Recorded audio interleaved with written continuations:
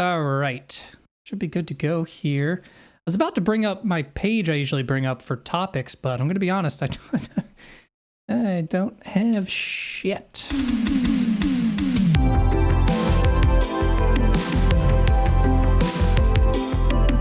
We're going to be fine. Bro, we can make a question go for like 20, 30 minutes when you get all philosophical without answering it. Dude, we don't even have to actually answer it. We can just talk about other shit like we usually do. No, yeah. I answer it. Don't drag me in with you. I answered the questions. No, don't You were like, talk about. But No, Martin don't gaslight me. Scorsese did once say. I've never brought up Martin Scorsese once. Maybe actually that might be a lie. Okay, yeah, no. Which, by the way, remember to join that Neon Valley Discord. Link is in the description. We also have our Reddit. Got our Patreon. MVP. Oh. Why does That's that sound? patented. Why does it sound? I don't know. That sounds like a medical abbreviation. He's got MVP emergency. Or he's got MVP. You know. He's got MVP. It's not looking good. Yeah, so make sure to join that. You can ask us questions. We like to answer them every single week, have a conversation with you guys. Before we do that, though, we were about to talk about something before the podcast and then stopped ourselves because we realized, whoa, I told him. We have a podcast. We talk about stuff on it. Yeah, people pay to listen to us. Speaking of which, we should shout out our Patreon list once again. We have a Patreon. Absolutely. Before we get into that small topic, let's read the list off here. So thank you to Gerbils. Thank you, Gerbils. So for our first topic, I have been messing around in Godot a little bit more, the gaming program. We've talked a little bit. This time of year. It is. Oh man, in the winter? No, I've been messing around with Godot or Godot. Don't really know how to pronounce it. We've talked about a little bit about it before. I made that horror game, Scarebnb. I'm still working on the final, but he is. When I hit that wall of working on that game, I was like, I need something to kind of learn new aspects of the program, but not ruin this game. Because I knew if I added more code to this game, I would just fuck it up. You're gonna change it. Yeah. And I who knows what it would end up being. I was like, I can't do that. So let me do another little fun project. And we were talking about Oblivion a lot. And I was like, I bet a game like that with a modern gaming program wouldn't be as difficult to get into. Now, don't get me wrong. The entire open world and inventory system and all that is so expansive. But I just thought, hey, a little hack and slash first person thing, I could probably do that. So anyway, I was working on that, and the conversation we started to have was what could I make a game about that's in that style and the storyline? And I proposed to you that there aren't many medieval or fantasy games that are horror. Nope. And okay, so how do you feel about that? What do you think? Why not? I think because when you get to the fantasy element, it's hard to not make it become, well, I'm gonna overcome this challenge. It's the RPG mindset, right? In Skyrim, it never really feels scary because you're always supposed to come out on top in some way, shape, or form. You have a ton of different skills at your arsenal. You can level grind to build up your character. So when I'm thinking about a horror game, I feel like taking a lot of those things you would normally have away and making it so that you either can't fight back or it's incredibly difficult to do so. You only have so many shots. I think that makes it difficult. But you had mentioned you only have a sword. So maybe this is something where there's no magic, or magic is incredibly hard to level up and actually utilize. And so you only have a few shots off you can get, or weapons are they break very easily. And it's one of those, you don't just apply stone effect to make it better. Yeah. You have to. Exactly. It was a little more involved combat, where it's not as easy as just walk up to thing, slash 4 times, they're dead. I would like to be a little more intense, maybe smaller enemies, oh shit, while you're dealing with a bigger enemy, they're easy to take care of. But, and that can add tension, because it's if you're dealing with a bigger enemy and there's smaller enemies that come up, even if they're easy to deal with, if there's a bunch, that's kind of scary and tense, kind of like the Dark Souls approach, which is a little bit of a horror fantasy medieval thing, but it's not very less scary. of open world, right? Yeah. Well, no. Yes, Elden Ring is more of the open world for sure. Yeah. But again, it's not really scary. Like they have gothic horror imagery, but it's not a horror game. It's not like Resident Evil or some, like you were saying. I think things too. Well, okay. Do you consider games like Left 4 Dead? Do you consider those horror games? Left 4 Dead? You know what? Yes, because that game scared the shit out of me. That's fair. Because those hordes, like when you'll or the witch or anything, like when you're just sitting in a room and then you just hear like either the witch play that. We should stream that. Why have they not? They tried to make a new one called like Back 4 Blood, I think was kind of like a reimagining of Left 4 Dead made by the original team, but it just wasn't quite it. Like it was like a 60-70% or something it rated. I don't know, but I wouldn't mind trying that out. What I was gonna say is if you had something like there's trolls, they're very small and easy to fight, but there are like roaming hordes, and if you have maybe like specific meats on you, you'll have a 100 horde of trolls that are just charging at you, and all you can do is run. I think that's the other thing is there's or definitely even just one big one that will kill you. You know what I mean? You cannot take on. Like when they all charge you, it'll draw the big thing near, and then the ground will start shaking, and then that's how you know it's approaching, and you're like, I just need to get the hell out of here. Yeah, it's actually funny that the giant thing was something I did consider because modern game like programs, they surprisingly handle large scale things really well. And I didn't think about that because I'm sure in older games, if you had to do like Shadow of the Colossus, like that was actually like a feat because it was like, whoa, look at these giant moving things. And that was amazing for that time of gaming. Now I accidentally imported that prisoner character into the game like 100 times the size he should have been. I guess his original model was huge. So he was just standing in the middle of the world. So I animated him like walking around and I was like, whoa, this kind of looks awesome. Like you could make a giant game pretty easily now because they make the mechanics easier for you to deal with that kind of scale. Horror Attack on Titan game would be crazy. That would be pretty sick. So wait, no, hold on. Now you're telling me because here's the inspiration I was thinking about a little bit because this is an independent game. I believe it's called Witch Hunt or Witch Hunter, something like that. Okay. And again, I'm not trying to steal ideas. You know what I mean? I'm very outright saying this is an inspiration, especially when it comes to the level of programming you can do. Because I mentioned to you beforehand, I can't make a sprawling world of NPCs and interwoven stories and an Oblivion style. I can't really do that. If I spent 5 years of my time, maybe. The scale that Oblivion did it, that's not something that you're going to be able to just replicate in your bedroom. No, but if I'm just trying to make a solo project that I can get released and hey, in 6 months, maybe I can release it on Steam or something like what I'm doing with Scarebnb and stuff. If I'm making something like that, what are the limitations that I can make to be or realize and then go, okay, match the story to that limitation. And there is a game, there's that Witch Hunt where the main kind of goal of the game is to just kill the witch. And it's this main enemy that's traveling throughout the forests of this small town. And you can go back to the town as a hub, buy ammo and health and pray at the church to raise your stats and all these things. But then you go out to the forest and there's just a few enemies. There's a giant walking tree. There's wolves that'll come out or things like that. There's demons every now and then, zombies, things like that. And it's this, it's very terrifying. And it's very limited, and you're using a bolt action rifle. So every bullet counts because you shoot, and then you have to take 5 fucking years as a musket to reload, and then you can fire again.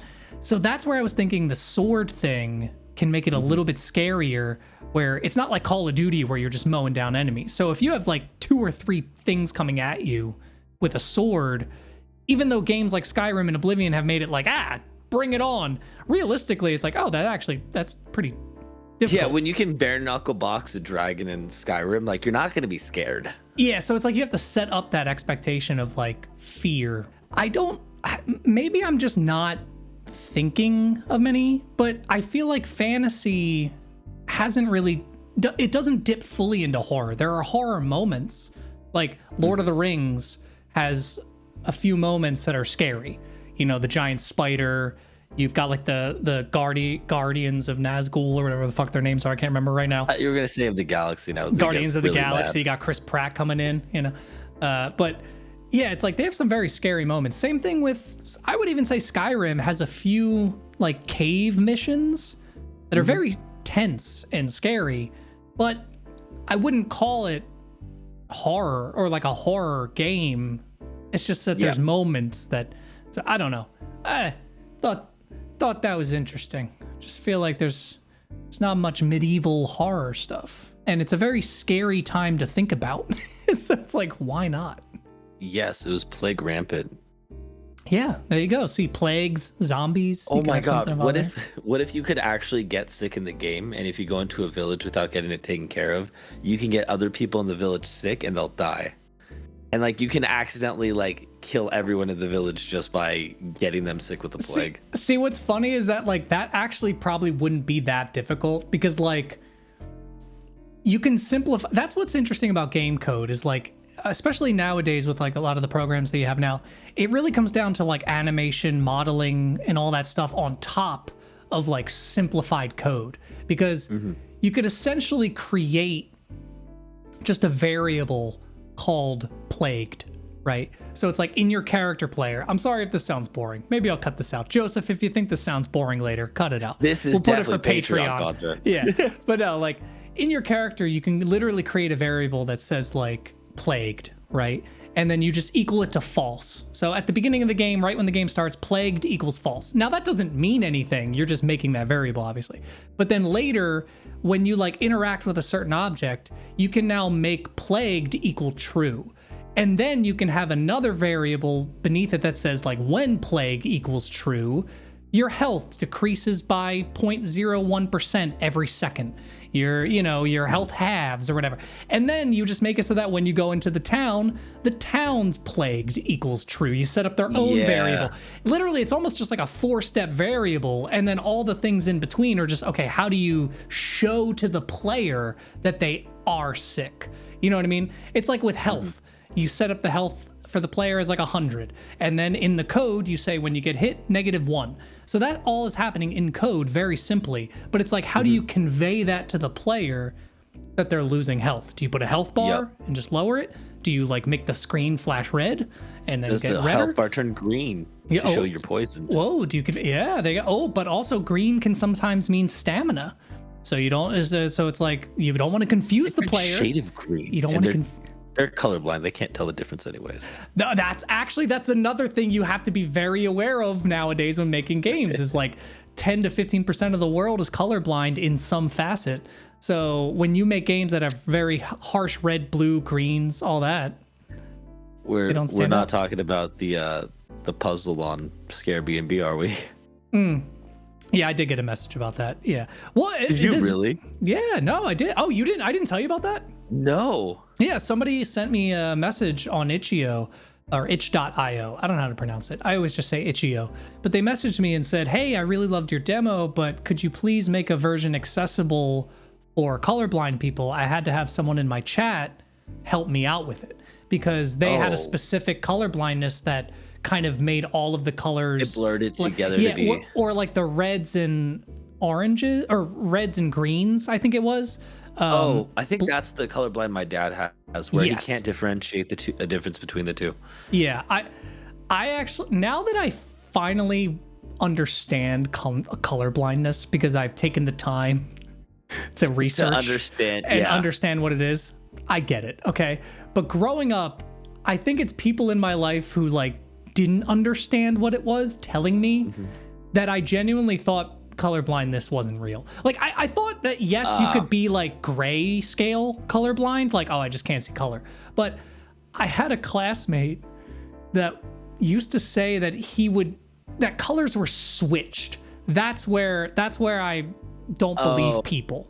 It's because growing up, people would be like, oh, well, yeah, when like, your red is my green and my green is your red. And I was like, what? Because because my concept is when you were taught what the color was, they pointed at the color and then said, this is red. So whatever you saw, it doesn't matter what the fuck I saw. They pointed at that thing and said, that's red. So how would you know that we're seeing a different? Do you know what I mean? Like, that doesn't make any fucking sense at all. I don't think I've heard that version of colorblind. Not to say that maybe it isn't true. It's bullshit. It can't exist. No, there's no way. There's no way. But the funniest thing about colorblindness, okay, that's not a great way to start the sentence. So, you know what's hilarious about this ailment? No, okay, so my dad is colorblind, and we got him the glasses that allow you to see color. And it actually works pretty well from what I can tell. So what we did was we filled the backyard with a bunch of very colorful things. He put on the glasses when he was outside, and then he was just like, I think it did take like 20 minutes, about 20, 30 minutes for his eyes to adjust to it. Interesting. Yeah, there was, and they say it can be longer, it can be shorter, but it was probably about between 10 and 20 minutes. And then he starts looking up, and he was just silent. And he just walked around the entire backyard looking at things. And this is where I meant it was funny, because then he got cocky about it. And he started telling all of us, he goes, you know, I'm actually able to see color better now than even you guys are even able to see color. So the hues that I'm getting, oh, I saw sunset the other day. You guys cannot imagine. And I'm like, all right. He's like that shrimp that can see like 100 different colors or whatever. The mantis shrimp. I actually want to use that in the anime in some way. Like, he has like a much better vision to like a umpteenth degree. But I want to learn how that shrimp actually sees and make something that is more scientifically based around that. But you can make a mad scientist who like studied the shrimp and was like, I used the very like molecular makeup of his own eye to create my own eye, you know. But I picture him looking, and it's just like tiny shrimp eyeballs like on his eyes. But he can see so many more colors. Dude, that's so funny. But yeah, so it was just, it was like, I'm really glad that he's getting to enjoy, you know, seeing full variety of colors now. But it was just so funny that like right off the bat, he's like, you know, you guys will see colors as well as I do. And I'm like, it's like, all right, you don't deserve it. Take it away. Learn humility and you can have it back at the end of the movie once you learn humility. Oh my God, that's so funny. That's great. Yeah, I couldn't imagine. It makes you take for granted, or make you realize that it makes you take for granted color. But no, it makes you genuinely realize that you take a lot of things for granted, you know, like by just having it normally. Yeah. Oh, you know what the funniest blunder though, when it comes to color blindness is though? Because of that message someone sent me, I started to realize, I was like, oh, well, then how do you design a game around color blindness? Because that sounds really hard, because things have color, and like, especially in video games, it's like barrel red, shoot barrel explode. Explosion, yeah. How do you convey that? And so one of the funniest things I saw was, I guess, Doom Eternal, the most recent one, or the one prior, Doom, the remake. In their settings, they had a color blindness setting, and you could switch it between all of the different color blindnesses, which off the top of my head, I can't remember. This is why I know that other one doesn't exist, because there are literally 3 types of color blindness, and or maybe 4, but it's like, yeah, it's ones that where colors blend, but on different spectrums, you know. Mm-hmm. But the Doom game, when you changed the settings of the color blindness, it didn't fix it for the person. It gave you a simulation of what it would be like to have that color blindness. What? Yeah, so the person who made it did not understand how it worked at all, apparently. And then, so yeah, they literally made it so that it made the people who have that color blindness worse. It dug it in even deeper. Do that? Why would you do that? Isn't that insane? Yeah, like, I can't imagine. Somebody did not do their homework, clearly. No, literally it took me a 15-minute YouTube video for me to learn more about color blindness than I ever have. But oh geez, all right. I like how we came full circle back to the game throughout that. We somehow did. Okay, before we talk about your topic, do you want to do some questions first? Let's do some quick question. Does that have a name? Our question corner? No. Oh, we can make a name. Question Corner. But question starts Corner. with a C, or corner starts with a Q, which I think. Both. CQ. Well, no, like not both. The first one starts with the opposite letters. No, I like the idea of them both starting with CQ. Question Corner. Even better. Yeah. We'll get a better name. But yeah, we got to incentivize people a little bit. If we put the questions at the end, we've already lost people, you know? We got to make them join that Discord, which make sure to join the Discord. Rest in peace. Okay. Let's start, because one of them is going to take a while, and I think you know which one it is. So let's start with one that won't take as long. I don't think I went to look at these because I wanted to go into this fresh. Well, I know you saw one of them because you responded to the one. Cam sent one a little while ago. This was like a week ago. Cam sent one in from our Discord. He said, "What is our dream collab for 2024?" Now, this is a little hard to just spring on you. I haven't even thought about this either. But also, because I don't even think it has to be music. It could be like, oh man, I really want to see Ryan Gosling and Michael Cera in a movie together. I got mine. You know what I mean? Like it can be anything. Okay, what's yours? Neon Valley Podcast and Game Grumps. I want to see the collab. Ooh, the Neon Yes, Grumps? Oh, the Neon Grumps. Yeah, dude. Grump Valley. Listen, all we need is what, like 10 more listeners? We We're already almost got there. like 15. I don't know. I think Great Game Grumps are going to need those numbers. Our boys are strong. They got the heart of a tiger. All right. So I would love to see, I don't know, man. Music lately has been, I feel like I'm finding new artists, but a lot of them are either like independent or people who have been around for a while and don't make music anymore. Do you know what I mean? So it's like,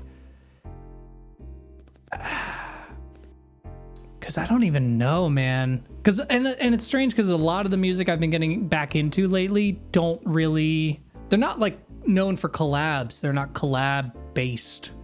You know, if you got bands like Alkaline Trio and shit like that. Well, that's what this question is for. Who would you like to see? Oh, just okay. You know what? I think I I don't think you're supposed to guess who's collabing this year. No, that's not what I'm saying.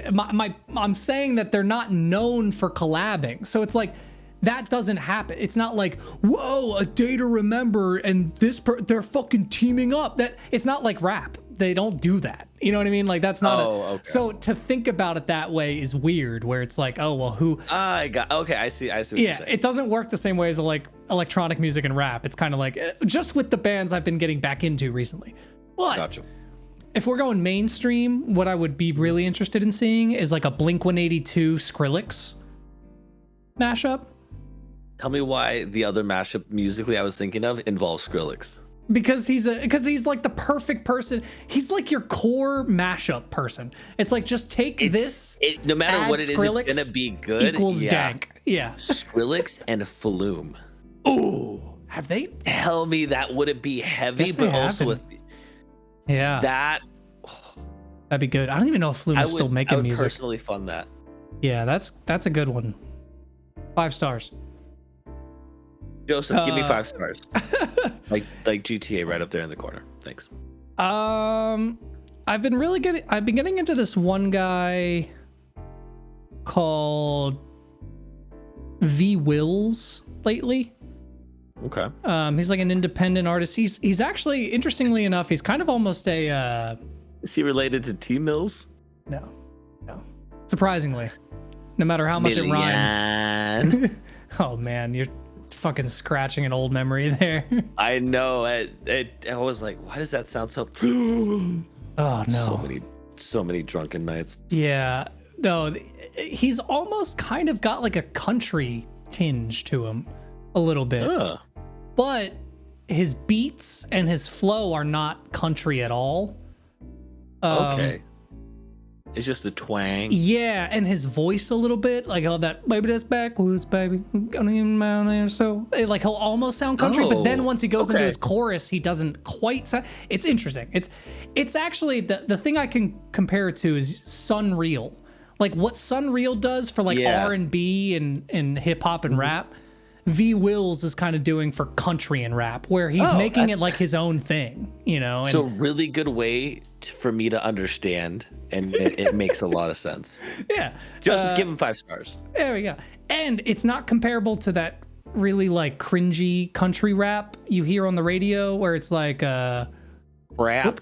what's that roll your windows down song? Maybe you can roll my windows down and cruise around. You haven't heard that? It's like got like a trap beat I on it. actively avoid. Dude, it's like 3 avoid. years old at this point. It's not even new. I'm like, this is old. It's bad. Then I've done a good job. It's bad. Okay, it's time to get into the main question. Let's do it. Are there more doors or wheels?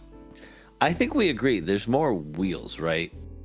Because most machines that have any kind of mechanism are going to have multiple wheels. But like a every cog single wheel. cabinet is a door.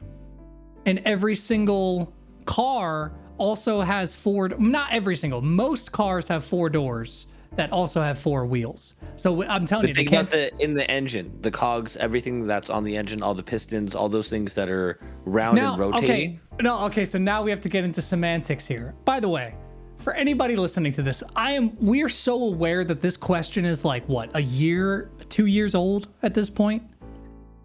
Yeah, this was we've actually had this conversation before, and that's why I'm like we discussed it. It's wheels. Yeah, almost a year it ago. It was, if not over a year ago, actually. Over a year ago, we've had this conversation.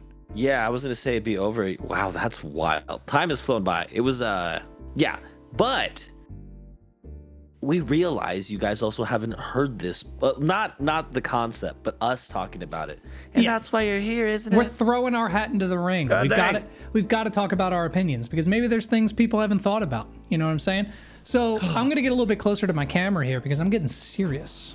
I'm gonna consult with our AI compadre.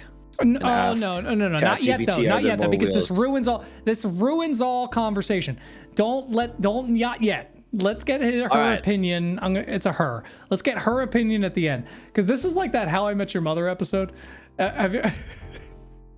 I don't know if anybody will know. Because I've seen a few. It's just a small bit in one episode at the beginning where Ted's future self is telling his kids about how he's like, kids, back in the day, we used to have great conversations at the bar. And then this thing called the internet came out. And like, so it's like, it flashes back to them in 2004, and they're like, no, bread is not the most bought food item in the entire world. It's not possible. Like screaming at each other. And then it cuts to them 5 years later, and they're like, hey, so did you know that chicken is actually the most bought food item in the world? Oh. And they're all just staring at their phones. That's how it feels with ChatGPT. I feel like every time we're about to talk about something, it's like, well, what does that have to say? I don't care what it's got to. You're already looking at it, aren't you? You're already reading what it's got to say. I didn't type in the question. I'm gonna lower myself down here. I'm gonna equal your level. You ready? Hold on. You ready for this? Look at this. Equal my Librium, Look at my camera. Are you looking at my camera right now? I can tell you're not, because it's not where your screen is. Look at your camera. Look at I moved. my I moved. camera.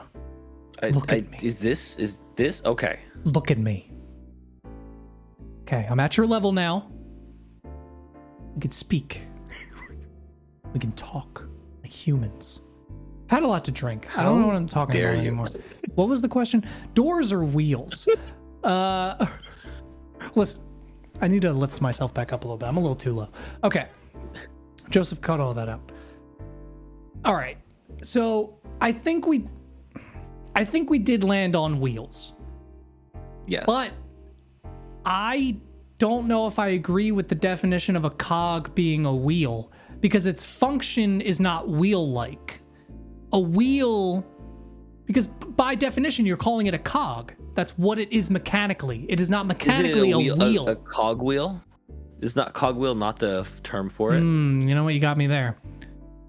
Okay, so hold on. Wheel is a circular object that revolves on an axle and is fixed below a vehicle or other object to enable it to move easier on the ground. Huh? Oh, a machine or structure having a wheel as its essential part. Well, that's weird. But that one doesn't. uses itself in the definition. Yeah. But a machine or structure having a wheel as its essential part. But that could also be a tire. I mean, why would you build? Like a car, like a wheel is an essential part. You know what I'm saying? So it's like, that doesn't quite mean a cog. Well, okay, so then the tire itself, Yes. the actual rim is a wheel. The metal part that the tire is sitting on. Oh, you want to get into this cement? Okay, then in that case, the tiny little glove compartment is a wheel. A door. The coin. I was like, you're making the coin. Yeah, no, that all counts because it is a door. The latch. It is something that allows you to get from one place. Is a door? Is the latch a door? Because if you're saying the latch isn't closing anything. The latch is left open permanently. Then I think you have to consider the tire and the rim one wheel. I don't think that's two wheels. But how? Because if you could take them apart, they still exist as those things. But they don't work individually of each other. Yeah, they can. If you roll a rubber tire down a road, and if you roll a rim down, they're gonna roll. But they don't function individually. Like you need to, for it to be a wheel, they need to be together and do the thing that they're doing. Do you understand? Yes, they're both round. Yes, they both roll, but roll do not define wheel. But at its core, a wheel is the round shape. No, round shape. No, you just read the definition. It's a round shape that helps the movement of something else. So just it being round is not a wheel. So the tire itself is not a wheel. The tire and the rim on the axle is a wheel. Question. So that's one wheel. If I have a rubber tire, two rubber tires on either side, and a metal pole between them, and I roll it forward, that is still not a wheel, even though it is serving a function as a wheel. Yes, it doesn't of course. need to. Yes, of course. Yes, of course. But if you were to put a rim at the end of a rod, let's say you had an axle and you just had a rim. And then you welded it to it. Yes, welded it to it. And then you put a tire disconnected from that rim, but on the end of it, on the other end of the, do you know what I'm saying? So they're not connected to the rim. Are you now saying that has four wheels? So like, do you understand? I think it has it regardless. Because if there's a rim, right next to the rim is the rubber tire. That tire that's the same thing. They're just on top of each other. All right. Well, now we're getting into cement because why would you ever do that? That's silly. But that was hold on. No. Why isn't the question? The question isn't why wouldn't you do that? If it can be done, then it serves that purpose, and therefore it exists as that thing. No, because the question is how many wheels or doors are there? So if you're accounting for cars, the wheel is the axle with the rim and the tire. It is not all of those individual parts. Because otherwise, then you could just say any rolling cylinder is a wheel. So like the axle itself spinning is a wheel? Because the axle it's a steering wheel, right? Like anything that I think has that rolling function can act as a wheel. So because now we're getting really deep into it. So like a conveyor belt, wheels, right? I can agree on that. Have you seen a tank? Yeah, tank. Oh, I thought you were disagreeing. Yeah, no, I can agree on that. Those are wheels.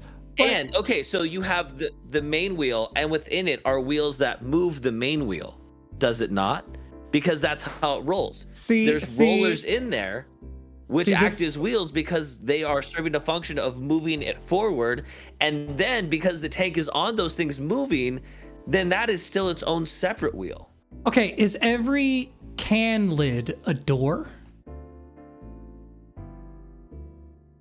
Because you have into the soda. Yeah, you have to physically open it. That's a lot of doors in the world, outweighing wheels. Because you imagine every can that's manufactured is made from a machine that's already been made. So that machine might have a bunch of wheels, but those cans are never ending. So every machine that makes those cans probably requires some amount of wheels. I'm saying that the machine is only one thing. The cans keep being made. So the cans are infinite. That machine is one thing making infinite cans. Boom. But I don't know why cans that's my then get answer. recycled or destroyed. So at some point, they no longer become a door to make because they more no cans. longer exist in that. But then they're just replacing themselves, so they're not actually increasing. You're actually creating a whole new facet to this. You're talking about like, what is the time period? Like, how long do things exist? Because a door, if a house is built and then the house is demolished, do we still count those doors? Or is it any given time? No, because it says how many are in the world. It could change at any given time. That denotes a specific point of time. So it could change minute by minute. Like right now, there could be more doors, but a minute from now, there could be more wheels. We don't know. That's insane. But there's more wheels. No, I you know what? I don't know why, but I'm on team doors now. I'm asking ChatGPT now. All right, go for it. Go for it. Because this actually does make me ask a bigger question at the end of the day. Not a bigger question, but another one. Wheels or doors in the world. Give me a celebrity who's very iconic, and we're gonna make it respond in the way that celebrity would respond. Matthew McConaughey. Matthew McConaughey. As Matthew I just realized, the last name is going to be... how to spell McConaughey. There's a lot of A's and U's and G's and... Who fucking did this? Who made his last name? Okay. Respond as Matthew McConaughey. Oh, that means I have to do the Matthew McConaughey. All right. Let's dive into this question, Not bad. When you think about it, it's a real head scratcher. Like one of those cosmic riddles that's just out there floating in the universe. This is not what it says. Wait, does this hold on. Is this actually what it says? Yeah, here, I'll send it to you. Holy shit, do you think I was just making that up off the top? We told it to respond as Matthew McConaughey. So hold on, all right. You've got wheels rolling everywhere on cars, bikes, skateboards, and all those little gadgets we don't even think about. Like suitcases and office chairs. Wheels are everywhere, man, spinning along, keeping the world turning. You sound like Morgan Freeman. You look at doors. They're like the same person. You know what? You're right. Doors are more than just wood and hinges. They're like portals to new worlds, man. Every building, house, car, even some furniture have doors. They're like the gatekeepers to new experiences. So what's the answer? Well, it's like asking whether the chicken or the egg came first. The universe has a lot of both, and they both keep our world spinning and opening up to new possibilities. It's a beautiful thing. Really, just keep living, and maybe one day we'll find out. ChatGPT is wrong. Unless ChatGPT is you made it answer like Matthew McConaughey. So I'm wondering. Should I have it answer as a genius like Stephen Hawking? Yes. Because here's my thing. We already know the answer to the chicken or the egg. We've talked about this before, right? You agree with me. It's the egg. Yeah, it had to be the egg. What did it come out of? It's whatever evolutionarily made a chicken next. Because something came before the chicken.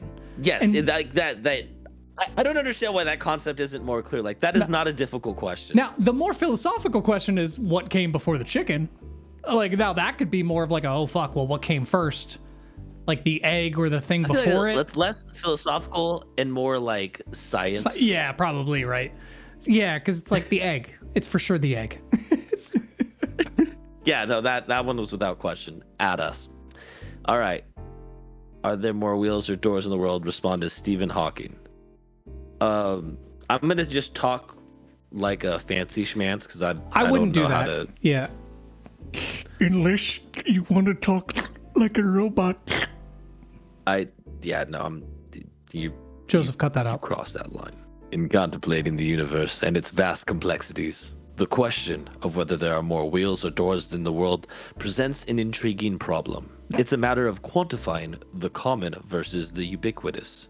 Wheels, an invention that propelled human civilization forward, are present not only in their obvious forms on vehicles, like cars, bicycles, and trains, but also in a myriad other applications. In machinery, on everyday items like suitcases, and in countless industrial devices, the prevalence of wheels is a testament to their fundamental role in the mechanics of motion and physics. On the other hand, doors represent... I realized I went a little southerner there. Morgan Freeman a little bit. It's always back to Morgan Freeman. On the other hand, doors represent a different aspect on human ingenuity, a way to segment and utilize space. Doors are found in nearly every building, vehicle, and many other structures. Each building alone contains multiple doors, but the number of smaller and less obvious doors, such as those on cabinets and appliances, must also be considered. See, Stephen Hawking is thinking about this a little deeper. He is. In a universe governed by the laws of physics, question might be less about their sheer numbers and more about the impact and significance each has on the development of civilizations. Both wheels and doors are pivotal in their own right, embodying the principles of circular motion and the utility of controlled access to space. Ultimately, while it's a fascinating question, the precise answer may be less important than the application of how these simple yet profound inventions have shaped the human experience within the cosmos. The Kermit. I didn't listen to a word you said once you went into Kermit. I'm not gonna lie. I'm Kermit the Frog. Oh, dude, Ray Romano. Cut my life in 2 pieces. This Jesus. is my last resort. Okay, I think we can agree. Fine. There's probably more wheels. If we're getting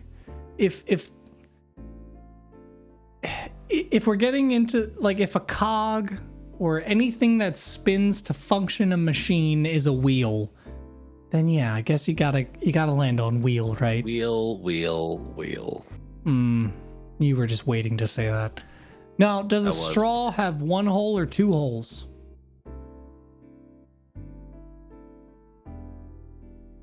It is a hole. Ah. Okay, but plug one end of it. That's fine. Don't plug the other end of it. Okay. It doesn't change it. Because it's not that the hole has now attached itself. But if you're just covering it. But then if you plug both ends, it's no longer a hole. So then did that require you to plug 2 holes? No, because you can plug it with only plugging 1 hole. Because think about it. A hole on a flat piece of paper is no different than a straw because the hole just represents an absence of space. Does it, though?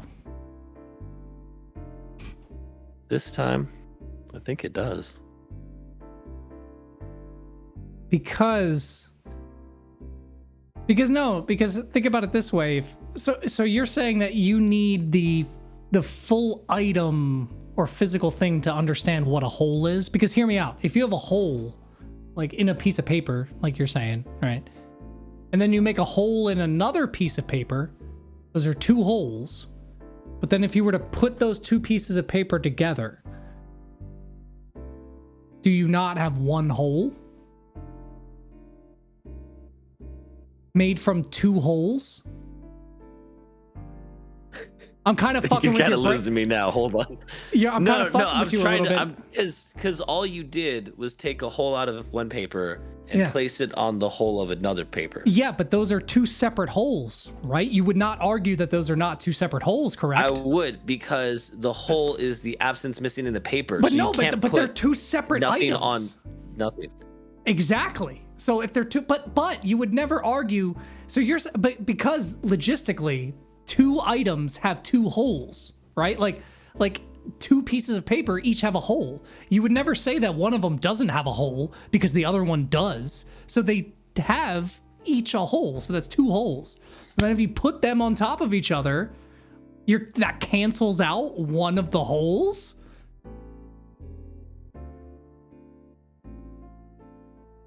Somebody send help. I think there's holes in your argument. I find holes in your theory, sir. Yeah, no, it fucks you up a little bit, right? because it's like this cup. Like this cup has one hole, right? It's a hole. It is a hole, one hole. But if you were to cut a hole into the bottom of it and let it drain, most people would say, oh, you cut a new hole into that cup. But then wouldn't that make this cup a straw, which is one hole? So it's like, what dictates? Okay, so I think this is what... I'm not disagreeing that there are two holes on a straw, but that's a hole entrance. The inside of the straw itself, because there's nothing there and it's surrounded by a single object, that is the hole, is the lack of existence within the straw. But it has two hole entrances on it where things can be poured into it or go through it. Well, because would you call that a hole though? Because like now let's say there's like a surface of ground, like rock, right? And then inside of the rock, I mean, I guess you would, like a hollow hole, but there's no entrance to it. It's just no, because here's the thing. You would not call a hollow item the hole inside of the item, right? I don't know. No. The hole is the entrance into a solid item. Okay. But you're saying that a hole is an absence of space. An absence of space can also be just hollow. And that's not a hole necessarily. That's just absence of space. So... But so if you have an absence of space on your teeth, you would have a hole in your teeth, right? Yes, but that's because there's an exposed thing. I'm saying, like, let's say you have I'm trying to think of something. Like a hollow glass ball, right? Is there a hole inside of that ball? No, unless if you empty space. Cannot physically put like your hand into it at some area, it doesn't have a hole. So then, like a basketball, basketball does not have a hole. Well, it does to fill air, but it's so tiny. Oh, okay, yeah. A bowling ball has the 3 holes on it. A medicine ball. I know what you mean. No, because I think they sew up the hole. I for sure know what you mean. I know what you're saying though. Yeah, but then again, but I'm saying that kind of goes against your definition of the empty space thing. So it's like by definition, a hole is an entrance to an empty space. An empty space, yes. Okay, so then, man, that does make it confusing though, because that still doesn't help with whether or not a straw. Because I mean, I guess it's 2, because there's 2 hole entrances on a straw. But the smaller you make the straw, you know what? I think this is what you know what. Like Matthew McConaughey said, it's just like one of those questions whether it's the chicken or the egg. But we know it was the egg. It is the egg. I realize this has taken us almost an hour, and we haven't talked about your life update at all. I am sorry. So we're just gonna skip it, guys. No. I'm kidding. No, I'm just kidding. That was actually really good. No, no, please. What's going on? You haven't told me anything about this. I don't know this at all. So what's going on? So I'm officially back in school. Hey, all right. Yep. Finally going to finish the last 6 classes I have to graduate. So excited about that. And my very first homework assignment, got a 14 out of 15. I should have gotten to 15, but I also understand why I didn't. Like okay, so here's what you sound like Audrey. Well, I deserve the 15 out of 15. If I argued it, there's still an argument that it's not. And it makes me mad because it was an introduce yourself discussion post. So it wasn't even like a long paper or anything. So wait, you got yourself the question wrong? Was broken out. Well, no, okay, the bottom, I got all the introduction part right, luckily. It was part of the introduction was talking about something that's going to be coming to Vegas or in the country as a whole that is going to impact business. And so when I was listing it, you're supposed to list it out A, B, C, D, and E. And I did that, but for whatever reason, the formatting on E ended up being right at the end of D. And I was like, oh, D's nuts. No, just kidding. This is all just a D's nuts. No. And when I saw it, I was like, oh shit. It doesn't look like it's all listed, but I did answer it there. And so what I did was I listed my references under, and I had 5 references, one for each of the points that I listed. And under that, I left a reply because they didn't let you edit or change anything. Yeah. That said, I did answer E. It's just at the end of D, my apologies for the formatting issue. And the comment that was left was, well, you only answered 4 of the questions. It was like, you had, good references and you made some good points, so I'll give you the 14 out of 15. And part of me was just like, but I did do the work for the 15, but I didn't format it the way I was supposed to. So I kind of get it. Yeah. I'm just glad that I don't care nearly enough, because like my wife, she would have been like very, very affected by that. Oh my God. Audrey got like a 93 on her first thing. Was like about to quit. That's literally my grade in the class. That's hysterical. She was like, that's basically an F. It's like, okay. But and again, exactly. I haven't had the college experience, so I can't say. Like I get that it's different. Of course, it's very different. But I do think that's funny, and it does seem a bit unfair, if I'm being honest. Because I could understand if you're in like a coding language class, for example, like the shit I've been dealing with lately, and you don't format something correctly, it won't work. Nothing will work. That's just basically how it is. But if you're just answering like knowledge-based things, and you just didn't hit enter on a certain line, that seems so pedantic and silly to like knock you down a point. It's like, I get it, but I also don't get it. Like, our movie this week was Saltburn, and that kind of touches on that a little bit with like the whole like rhetoric of writing papers early in the movie of like, and yeah, it's like that feeling of like, sometimes college makes you feel like you have to fluff up your work purposely because that's what gets you the A's and stuff. It's like, Now, the one thing I will give this class is it's one of my 300 level classes. So it's one of the last couple classes I take before I graduate. If this was like a freshman class, I'd be more like, all right, really? Yeah. But that's the expectation I'm of like, college. all right. But again, at the end of the day, I'm like, I still have an A in the class. I will pay more attention next time. And hopefully the teacher, like, you have to hope it's not binary, right? Like, you hope the professor understands that you did understand the question, you had the sources, you answered it. It was just you didn't hit enter. So you hope that that's at least in their mind of like, okay, they didn't not answer it, like, no, that's the comment that was left, was you only answered 4 of the questions. He didn't see it. And so that's where my dilemma of was like, well, that's what I mean. It's like, did he say that just to be like snide with you? Because it's like, well, technically you only answered 4 of the questions, or did he see it and then go, he didn't do it right? You know what I mean? Like, how did he not see it? Like, I don't know. He's got like 30 kids just in this one class. I guess that's fair. But as you keep reading the last question, I mean, maybe he doesn't even read the answers, and he just noticed that it wasn't. He just checks to see the work. That doesn't account for your level of understanding of the material, though. If anything, that's worse on his behalf. I don't know. Who is to say? All I know is I was like, God damn it, the first assignment, and I done dicked myself. Yeah, what are you gonna do?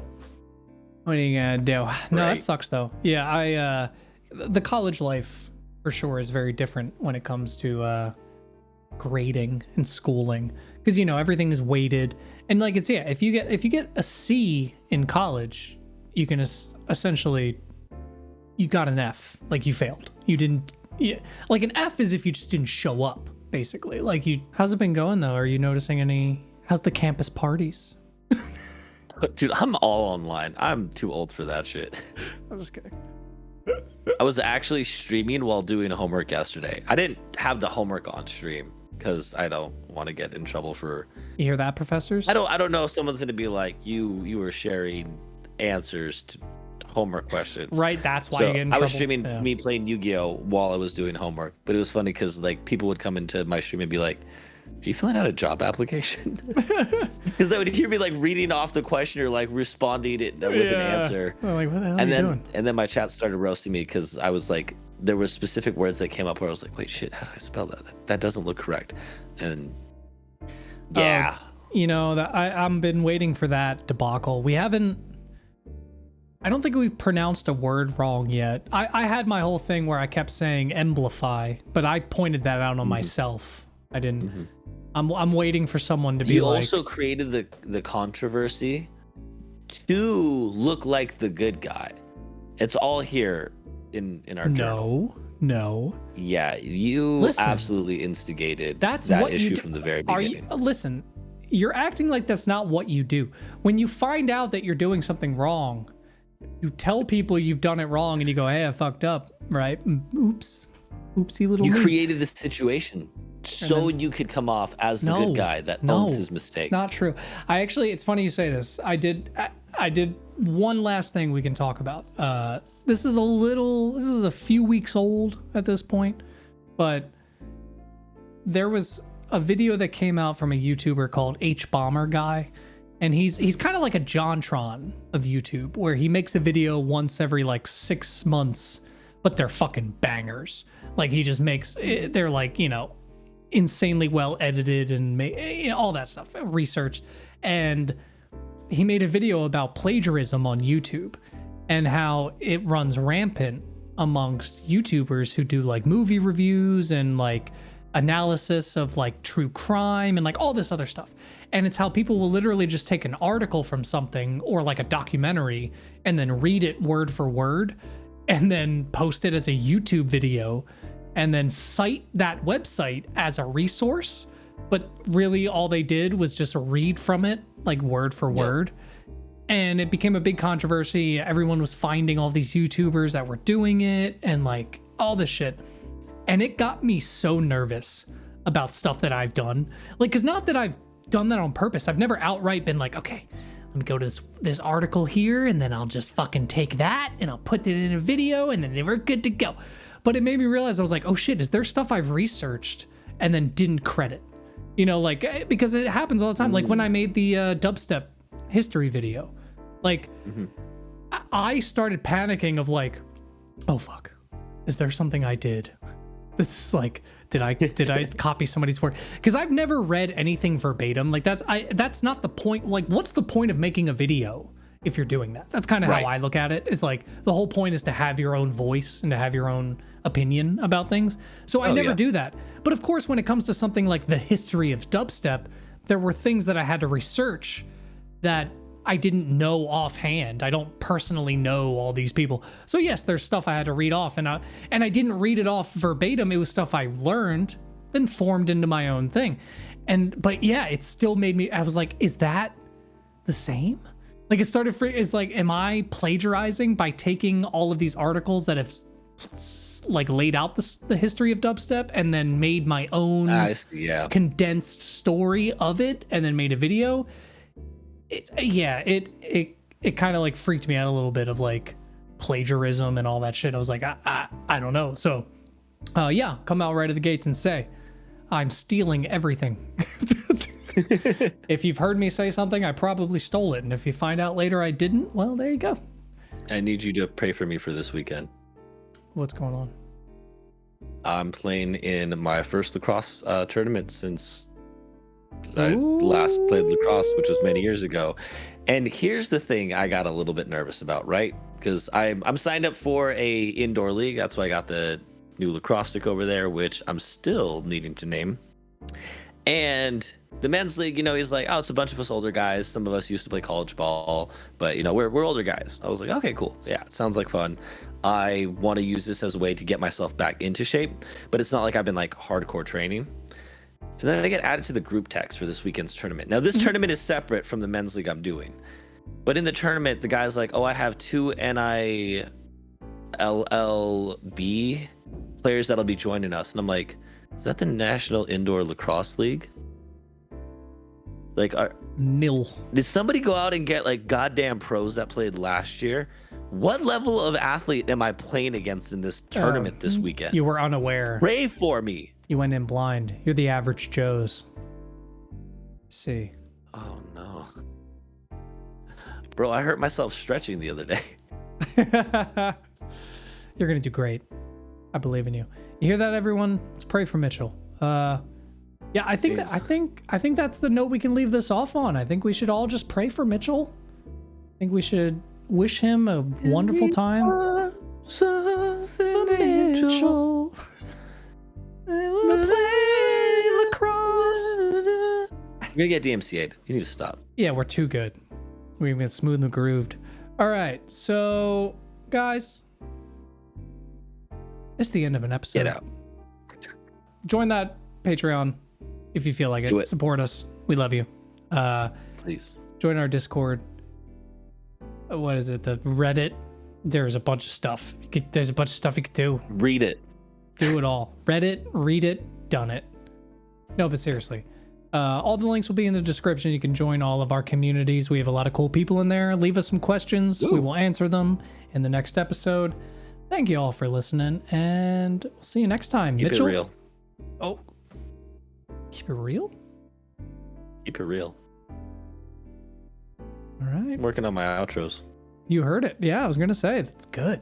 You heard it here first, folks. Keep it real. All right. God, I got chills. All right. Oh. Bye. Oh.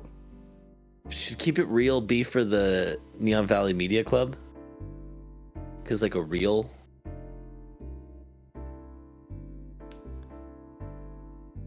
Is a reel a wheel? Only because it makes so much sense. No. Perfect. All right. Bye, guys. Keep it real.